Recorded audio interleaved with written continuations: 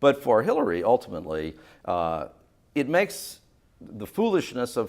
the email scandal, for instance, that is, in current times, not part of your interviews, but the clear foolishness, the admitted foolishness of that whole thing makes more sense in my mind in the context of this long career in public life that's been so examined and, at least in her opinion, so often mischaracterized. Sure. Does that make sense? Well, I think, look, she took some heat at one point for making some claims about a vast right-wing conspiracy. And I think any objective analysis, I don't know how vast it is, but certainly there have been organized efforts to undermine the Clintons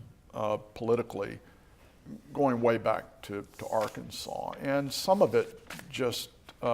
terribly unseemly. And she is still dealing with some of that. And I think the point that you're making about the email scandal is probably well taken, that there is, one might argue, a kind of natural inclination if you have if you've been beaten up as much as she had over the decades now, that one might be perhaps a little more oversensitive to things than one might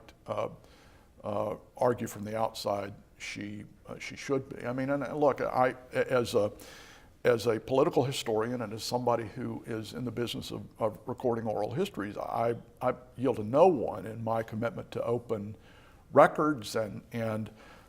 my great dismay over the email situation was not that she was trying to hide anything in particular, but it was that it clearly is an instance where when it succeeded, it deprived us of the kinds of historical records we would need in order to make a full and accurate assessment of what she was doing.